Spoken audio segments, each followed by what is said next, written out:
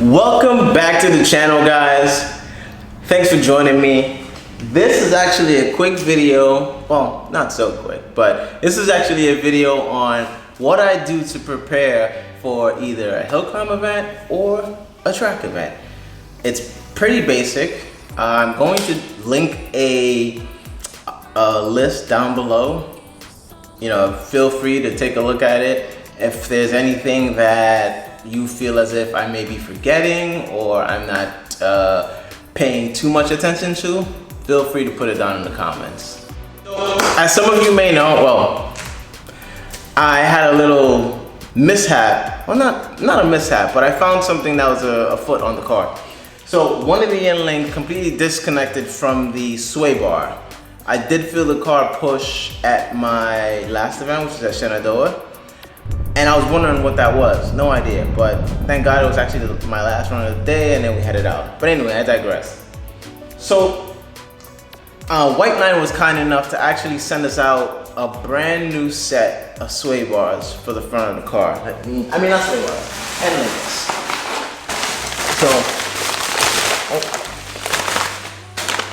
So, White Line sent us out a brand new set of end links for the car. We're gonna jack up the front and we're gonna swap those out. But back to the real reason why you're here. You're here to figure out what's the basic list that I go through to get started on a track event. So I'm gonna run through it real quick. So basically, how I start things, either the front or the rear. I'll start with the rear. I jack up the rear. I check my wheel hubs, bearings on the wheels, brakes, rotors, brake lines, tires. I check my rear diff to see if there's any leaks. I check my AYC pump. Not every car is gonna have one in the rear, but mine has, so I check to see if there's any leaks. I check to see if everything is copacetic in the rear. Now, moving along to the front, I check also wheel hubs, rotors, brakes, brake lines, brake fluid. And how we check the wheel hub is I leave the wheel on and I kind of just shake it a little to see if there's any play. Thankfully, there hasn't been any play in the wheels at all. So we've been able to scathe through, not scathe through, but we've been able to get through unscathed. Anyway, to that, what I check is basically the fluids. I check my oil, I check my radiator fluid, I check my brake fluid, which is up here at the clutch master cylinder. I check my shifter cables. I check all the lines to see if there's any leaks, whether it be at the oil cooler, at the hub that's connected to the oil cooler, at wherever there's lines, I check and go over everything just to make sure, just so we don't have any mishaps on the track. And after all that is done, what I do is I put the bumper on, I put the front splitter on, I put all the rods on as if we were going to race, and I make sure that the ride height is up. So for now, the front is 3 inches off the ground. So I believe that that's a good height off the ground. We may need to go a little bit higher, but it all depends on where we are. But luckily I try to bring all the tools I can to be able to, adjust things at the track if I need to. Another important thing that we check is our safety gear on the inside of the car. Our harnesses, our seats. We make sure everything is tight. We make sure everything is bolted down and fastened down properly, because the last thing you need is a bolt coming loose on your seat and you're just like this in the car. That's the last thing you need. We check our fire suppression system that we just recently installed. We check our video equipment and make sure that everything's copacetic, everything has memory, everything works as well as we need them to on the track. Other than that, did I mention tires? I think I mentioned tires, but we do check our tires to make sure that we don't have any, whether it be wires or any crazy wear on the tires. I think we had one incident where we did have crazy wear on the tire and we wasn't aware of it, and guess what? We ended up crashing. So we definitely make sure that that's on the top of the list to take care of. Other than that, that's actually it for the most part. You know what I mean? As long as all the fluids check out and everything's good to go, then the car is straight, and you know, we just leave it at that. Put it on the trailer, take it to the track or the hill, and we race. We also make sure that we have adequate amount of tools when we go to the track. My motto is, I'd rather have it and not need it than need it and not have it. I mean, don't get me wrong, I'm not carrying a fucking house with me, but yeah. I'm gonna stop talking now and I'm gonna get to work. So I'll just have you guys follow along in a time lapse. We'll start with the front of the car because that's where we have to do the most work. And then we'll make our way to the rear, checking all 4 corners of the car to make sure we're all copacetic. Because our next event is coming up. What date is it? We're not too far. I think it's October 7th or 8th or something like that. I have to check the schedule again. But yeah, so thanks again. Like, share, subscribe. If you found it was helpful, then thank you and you're welcome, I guess. I don't know. But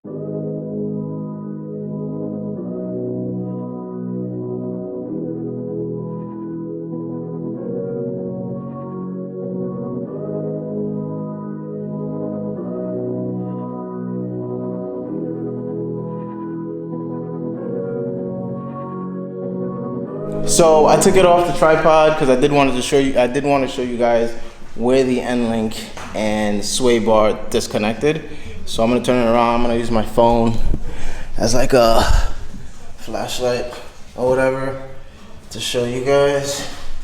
There's a light. There we go. All right. So you guys can see. See?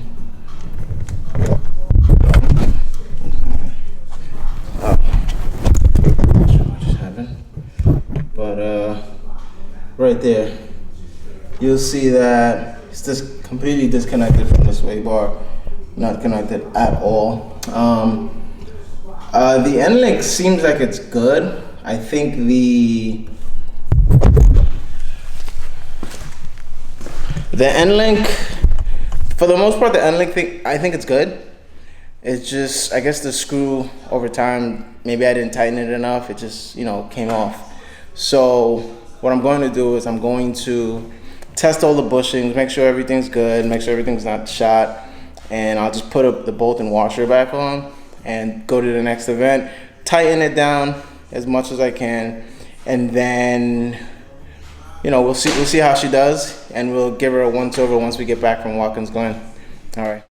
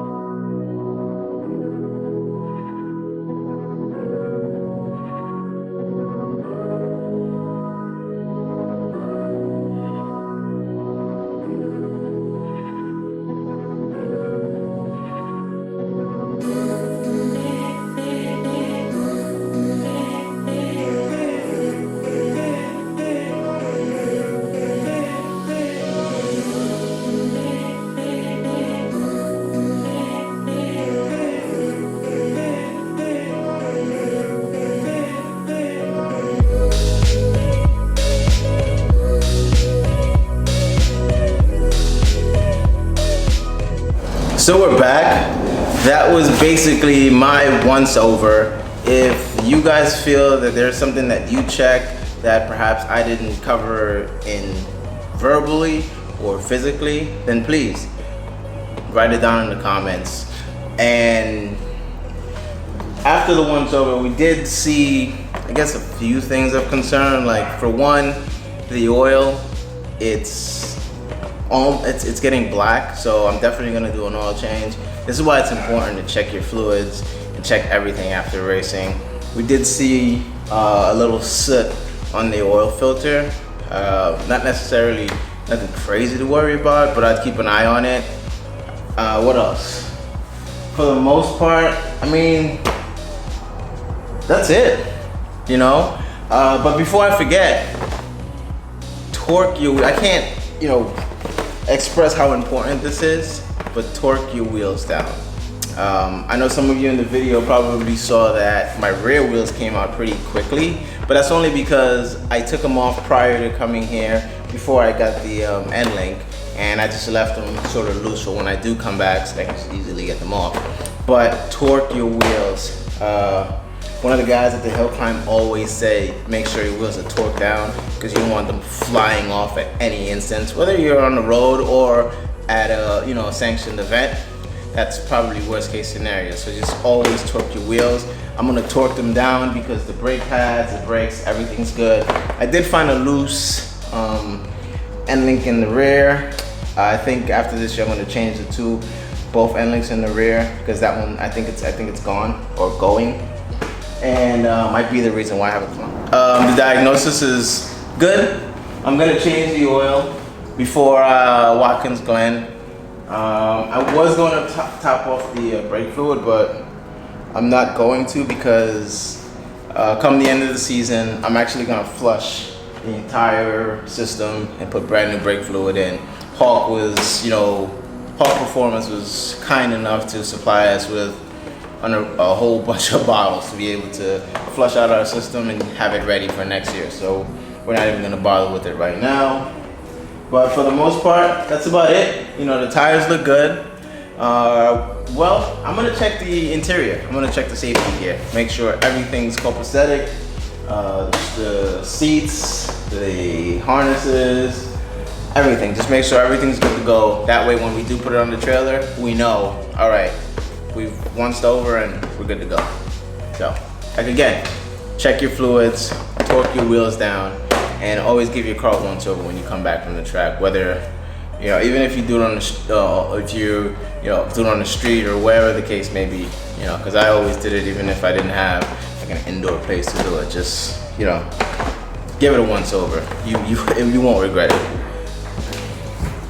Oh, and before we go, for those wondering, yes, the car is going to get an alignment because I'm not sure what got knocked out of alignment or what didn't. However, it's definitely gonna get an alignment after you know, the end link came out and we tightened that down. So should be good to go. Fingers crossed, but we will get an alignment for anyone wondering.